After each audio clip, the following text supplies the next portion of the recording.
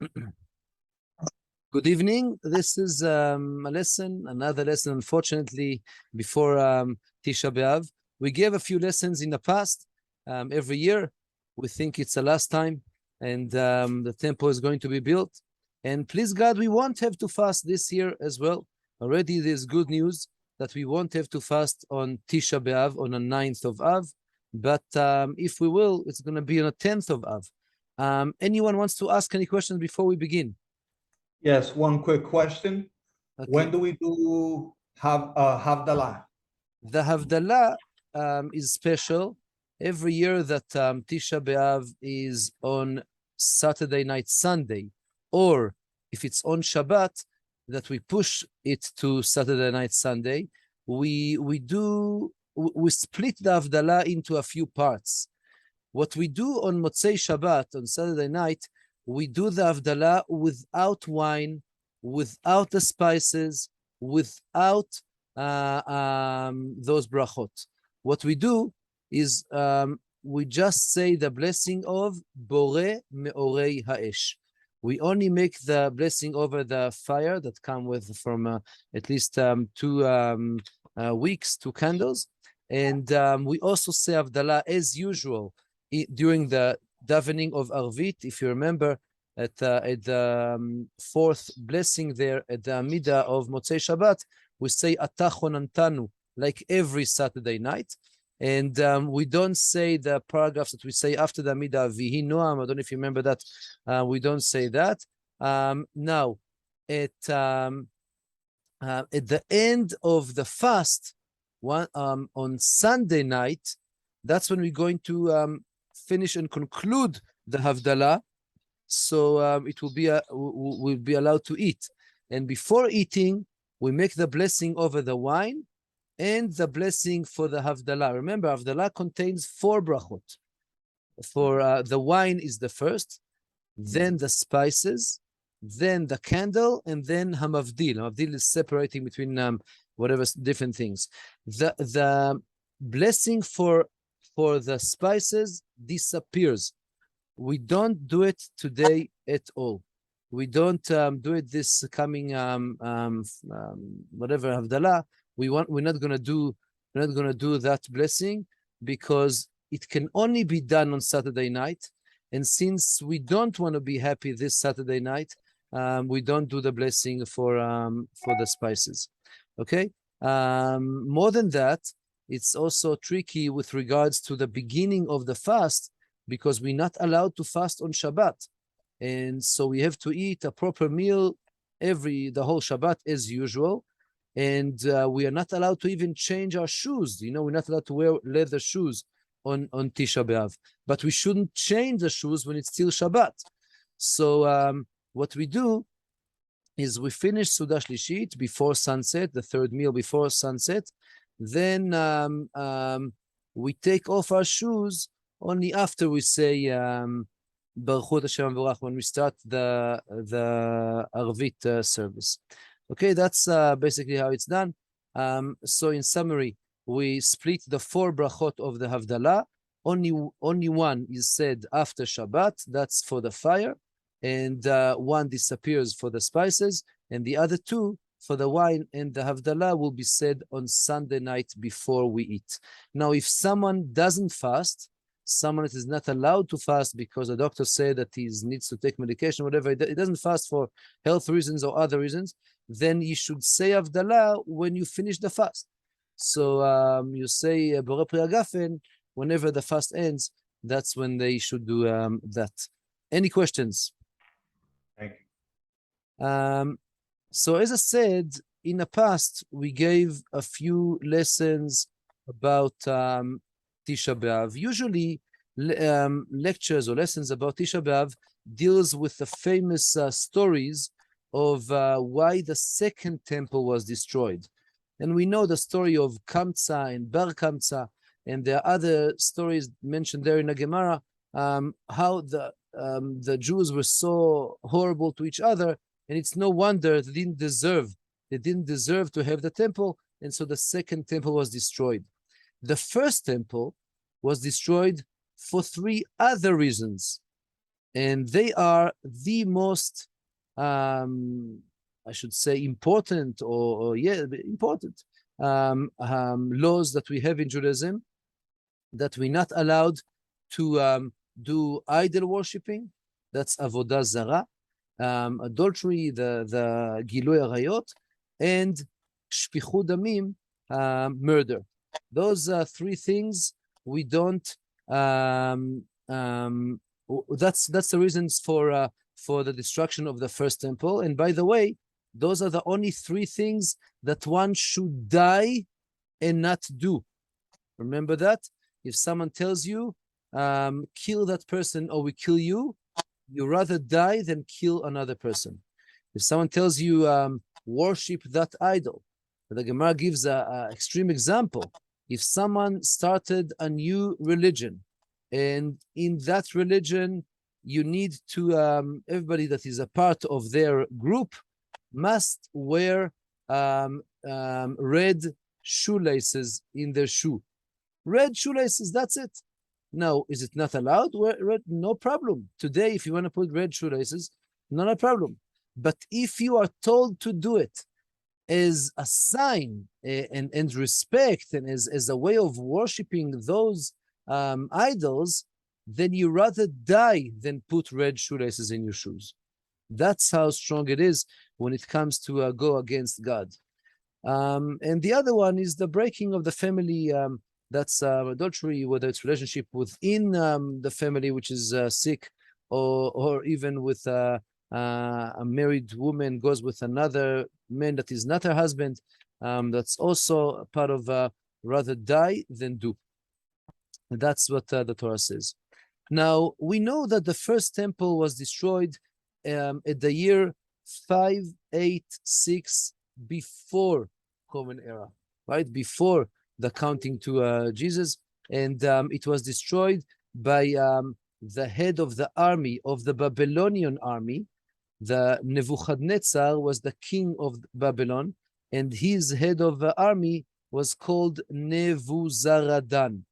He conquered Jerusalem, and he destroyed the first temple. As I said, today we're going to talk about idol worshiping as one of the main reasons for the destruction of the first temple. And today we're going to discuss just the first temple, and which is not usually done, but I liked it because I also want to learn. You know, the best way to learn is to teach others. So I needed to investigate and learn towards this lecture. And so that's why I learned this issue. And it's very interesting that the date, the exact day that the first temple was destroyed is not clear, because we find two very similar verses in the Tanakh saying different dates. For example, the book of Kings, in a book Kings 2 or whatever it's called in English, in chapter 25, it says there that on the 5th month, now let me remind you, there are no names to the months in the Tanakh. Nowhere in the Bible you can find names like we have today, Tishrei, Cheshvan, Kislev, Tevet. We don't find names, not in the Torah and not afterward, because the Torah only uses numbers. So we have the first month, the second month, no names. And talking about idol worshiping, we might get there, and if not, I'm going to say to you now, those names that we use today for the Jewish months are actually, they came back with us from the Babylonian exile when the Jews came to build the second temple. Only since the second temple that they use those names.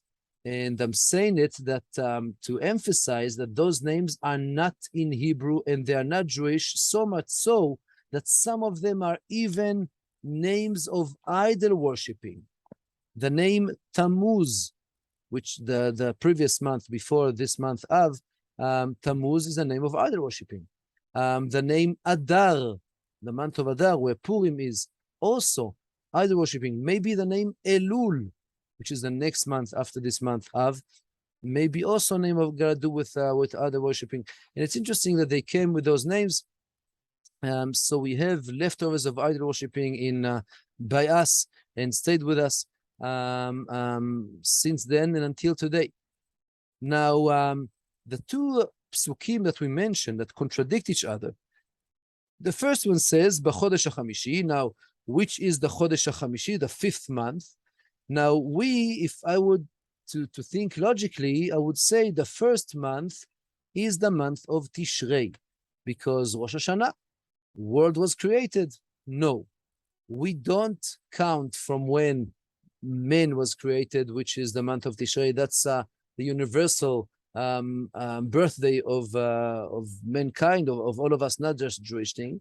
We only count from the Jewish beginning, meaning from the Jewish birth. The birth of the Jewish people happened in the month of Nisan, when we came out of Egypt and we became into a nation, a free nation. That happened in the month of Nisan. And so if we count from Nisan, look at me, Nisan, Iyar, Sivan, Tammuz, Av. The fifth month is the month of Av. It says there, on the seventh day of the fifth month, listen carefully, the seventh day, that was on the 19th year for the king Nebuchadnezzar, king of Babylon, came Nebuzaradan, the butcher. Look at this word, Rav Tabachim, the butcher. He killed, he wasn't just killing meat. He was butchering, he was killing people. Eved Melech Bavel Yerushalayim vayisrof et Bet Hashem. So the temple, the first temple was destroyed on the fifth month of the 19th year for Nebuchadnezzar on the seventh day. Now, that's in the book of Kings. But in the book of Jeremiah, Jeremiah himself, the prophet, says, very similar verse, but just the day is different. Uvachodesh HaChamishi, again the fifth month, be'asor lachodesh, on the 10th day of that month, which again, it says the 19th year for Nebuchadnezzar. Nebuzaradan came, the butcher, and he destroyed the temple. Now here it says on the 10th day of the month. So which is correct? When was the first temple destroyed? On the fifth day of the month of Av, as the book of Kings says, or on the 10th day of the month of Av, as the book of Jeremiah says. Now this question is obviously, as you can guess, is very old, and already the Braita is an outside Mishnah. The Mishnah was written 2,000 years ago, and the 6 books of the Mishnah, we have many other Mishnayot taught by the same rabbis of the Mishnah, the Tanaim, but didn't go into the Mishnah, and they are called Braita.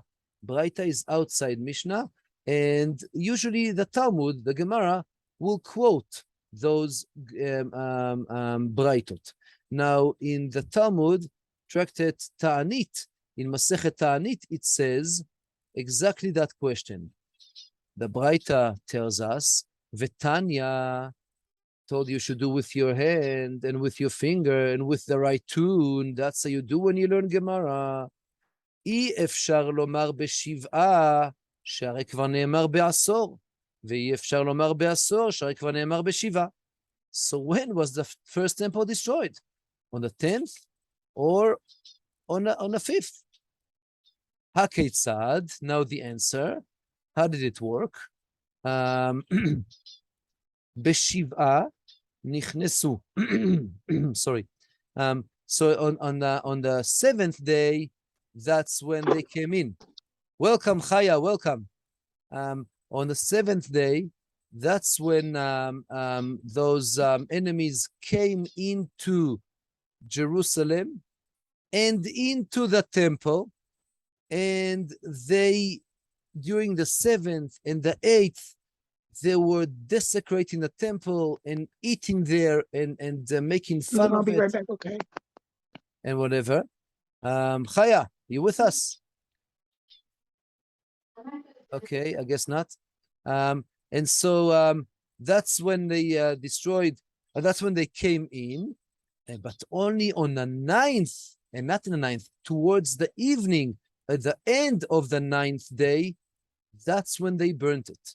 So much so that one of the rabbis, Rabbi Yochanan, said that we should fast on the 10th of Av every year, not just this year because it happened to be Shabbat, 9th of Av, but every year, according to Rabbi Yochanan, we should fast. And not on the 9th of Av, because the majority of the first temple was destroyed and burnt on the 10th of Av. For the third time, Chaya, how are you? Good to see you. Hi guys. Hi Yehuda. I just got back today. Hi. Okay, I'm listening. Welcome back. So the answer is that the destruction of the first temple didn't happen overnight. It didn't happen over one day even. It took a few days for those Babylonians to go into the temple and eat and drink there and desecrate it. And only towards the 10th of Av, that's when it was burnt, and it went on burning throughout the day of the 10th of Av. That was the story, and that's the date. And the rabbis decided that the beginning of the burning should be the date that we fast. And that's the 9th of Av. That's the beginning of the burning of the first temple. And that's what we do as a fast day. Now, we know that the reasons for the first temple to be destroyed is as usual, like then, like today, the Jews are so spread out in terms of their opinions, and they fighting, and that's what happens. And so always what makes us weakest is the fact that we are not united. And it was the prophet Jeremiah begging the last kings, Yoakim and Tzidkiyahu. He was begging them, don't go against the Babylonians. If you won't go against them, the temple will not be destroyed. But they didn't listen. Kings, politicians, they have a huge ego, and they decide and they do what they want, and they do what they think is right and what's good for the ego. And so they went against the Babylonians, and that's when the temple is going to be destroyed. Obviously, it would go hand in hand with the Jewish people's sins, and it was so rotten morally. We spoke about the three big sins that made the temple to be destroyed. And it wasn't only the idol worshipping of the people. It was from top to bottom. It was the priests themselves who were supposed to keep the temple holy and pure. They brought idol worshipping into the temple. That's what the prophets teach us. And it's so sad that it's no wonder that God said, you don't deserve to have the temple. Now, if we look at the Tanakh from the beginning, we see that the Torah is very adamant and very strict and very strongly feels against idol worshipping. And we're going to have to decide and define what is idol worshipping. But first, let's see the strong verses. The Torah say that you should keep your soul and be very careful. Since you didn't see any picture at the revelation of Sinai, so too don't do any pictures. No statues, no representatives of God. Don't make that mistake. And the Torah goes and elaborate and don't make an image of a fish or a bird or a bug or whatever. They give all the examples. That's how strongly the Torah feels against idol worshipping. And that's what we're going to read in this week's Parsha. I told you that we're going to start this coming Shabbat, the book of Dvarim, the 5th book of the Torah. And always, the Parsha of Dvarim, the first Parsha of the book of Dvarim, Parsha Dvarim, is always before Tisha B'Av. And the second Parsha, obviously, is always after Tisha B'Av. And those parashot gets names because of it, because of the haftarah that is read after a Torah reading. So this week's parsha is going to be called Shabbat Chazon, the vision, and because that's what the Haftarah talks about. And the next week's parsha is going to be called Nachamu, comfort. That's Shabbat Nachamu is the parsha always after Tisha B'Av that is going to start the 7 comforting Haftarah, taking us all the way. You won't believe it. Coming up soon, Rosh Hashanah. So from Tisha B'Av, it's going to be 7 weeks until the high holidays. And yes, it's coming. And so this Shabbat, the Shabbat before Tisha B'Av, is the parsha of Dvarim. And in this week's parsha, we read how the Torah, again, like many times before, so strongly talks against idol worshipping. By the way, also in the 10 Commandments, the Torah speaks about idol worshipping and how you should get away from it, and you shouldn't do it, and you shouldn't get close to it. So much so that when Maimonides, the Rambam, when he counts all the 613 mitzvot, 49 of the mustn't do mitzvot lo ta'aseh, and 2 of the positive mitzvot, right? We have negative and positive. So 51 of all the mitzvot, he says, are related to idol worshipping. And it's very interesting that many of the laws that we think are strange and we don't know why we do them, the rabbis would say, some of those rabbis would say that they are got to do with idol worshipping. For example, I don't know if you remember the name Sha'atnez. Sha'atnez is a name from the Torah talking about kneading and sewing wool and linen together. We are not allowed to put in the same garment strings of wool and linen. And Rambam explains that the Torah says we shouldn't do it because the priests of the idol worshippers, not Jewish, that's what they used to do. That's how they used to make their clothing, so you're going to look different. The same applies to the cutting of the beard. We know that men are not allowed to shave their beard with a knife. And from that bone in the middle of the ear and up, we are not allowed to shave even with an electric razor, to have it totally shaved. So we have to leave some hair, a little bit of hair. That's what the Torah says, and the rabbis will explain, because you should have a different look to the idol worshippers.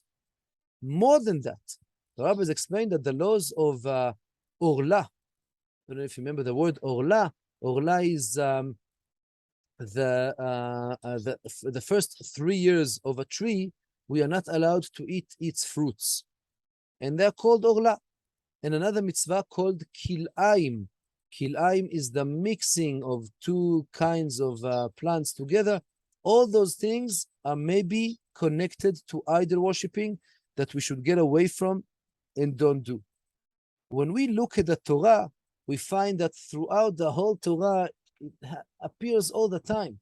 All the time, the Torah speaks against idol worshipping, from Abraham, that we can call him the first monotheist when the whole world forgot God.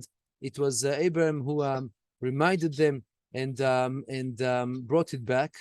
And maybe God was trying to teach a message here with the Akedah, the story of the binding of Isaac, that although many idol worshippers will kill their children in the name of their religion, the Torah says that's not allowed.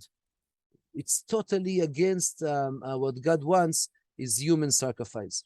We are not allowed to do those things, and maybe that's the one of the messages of the Akedah, the binding of Isaac. More than that, I don't know how you would think of before the golden calf. I don't know if you remember the story of Rachel. She stole statues from her father's house, and the Torah calls it terafim. And those statues, we're not sure what was the story there. Why did she do it? And maybe she wanted idol worshipping for herself. We know that later on. No, you don't shake your head. Maybe she wanted that, because later on in that same story, Jacob, her husband, he says please give me all those statues that you still have. I want to bury them. You shouldn't have them. We believe in one God and not in any other representatives of powers of things that are wrong. And so Yaakov asked to everybody to give him, and under a certain tree, he buried all those statues so they won't exist by a Jewish family. Now, you remember the sin of the golden calf? It's impossible to think about it, that just a few weeks the Jews heard you should not do any other statues or whatever, and that's exactly what they did with the golden calf. So you can give them a few, make it easy on them and say, no, it wasn't them, it was those who joined us, the Erev Rav, and not really the Jewish people. And you can say that, no, it's not only that, it's also, they didn't really do idol worshipping, they believed it's just representing God. No, but God said you shouldn't do even that. Anyway, it's a very strange story. It's only showing us that the concept of idol worshipping is something we don't understand today. And that's what I want to get to in a few minutes. It's something, it's some kind of an internal inclination that we don't really understand today, but for them it was a needed thing. Another example, we just read about it 3 weeks ago in a Torah, in the parsha of Balak, and afterward, in Balak, and then it will end in the parsha of Pinchas.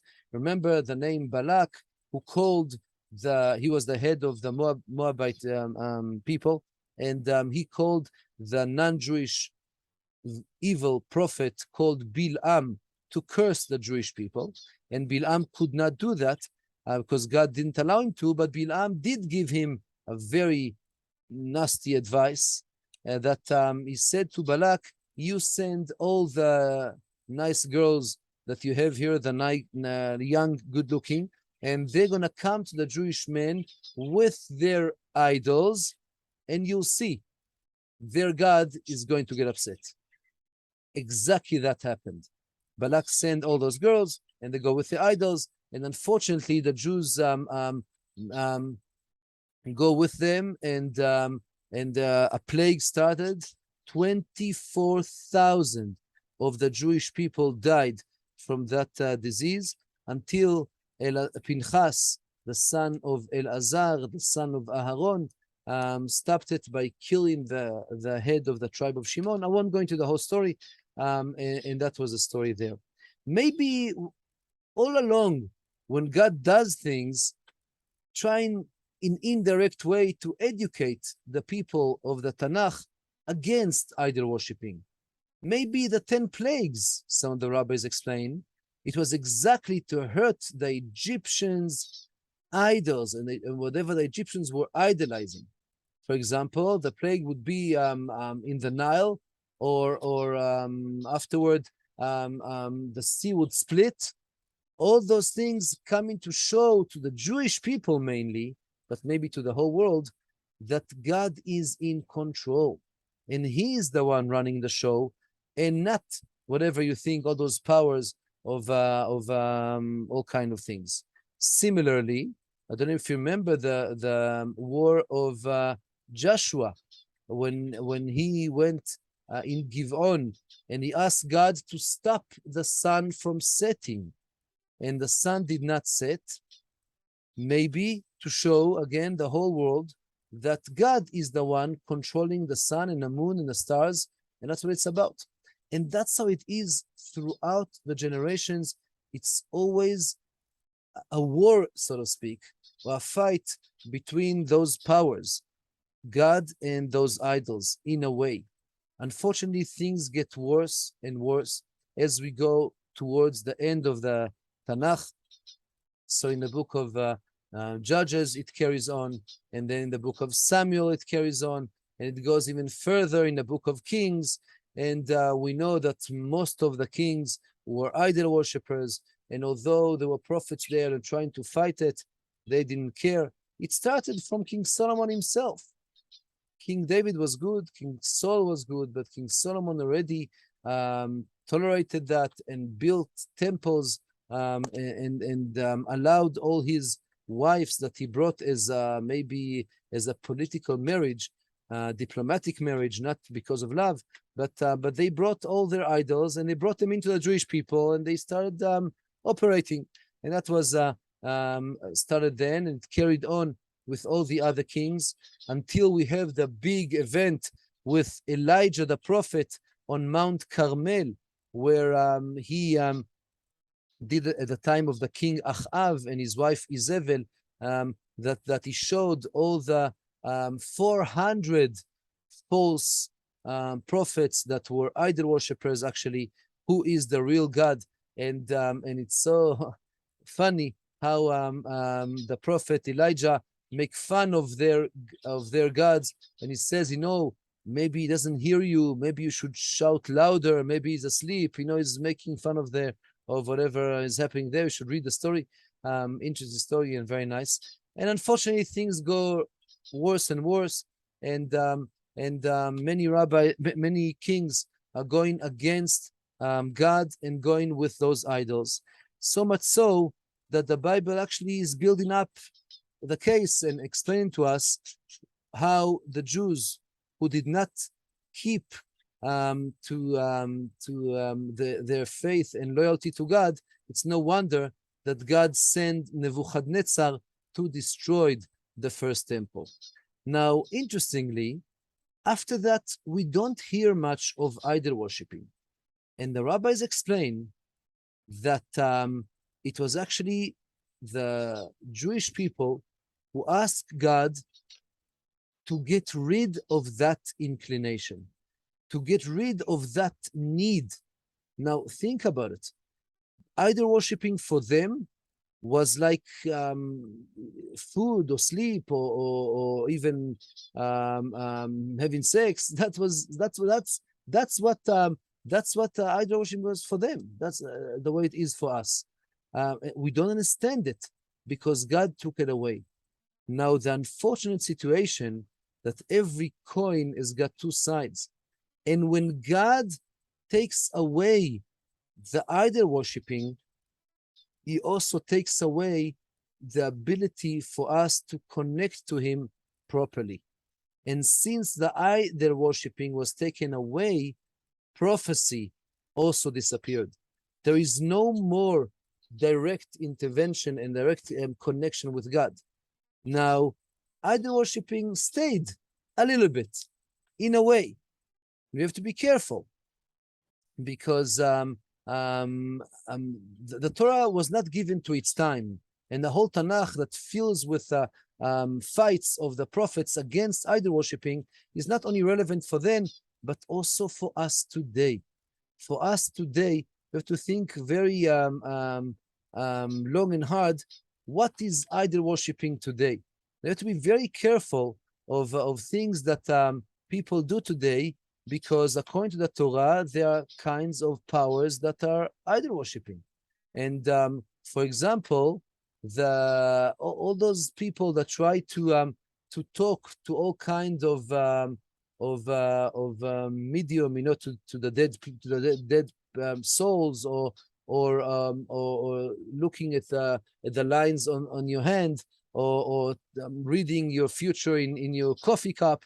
All those things are not allowed, and they are actually idol worshipping in a way. Trying to understand the future, the Torah says, is not allowed. Don't go there. So all this communication with the dead or with other things is not allowed. And this is something that we do today. And although it's not directly idol worshipping, it's very much connected to idol worshipping. Disappeared, but the leftovers of it are still here, and we have to be careful, and we have to stand on our feet by ourselves without trying to look for shortcuts through all those things, because it's going against the Torah.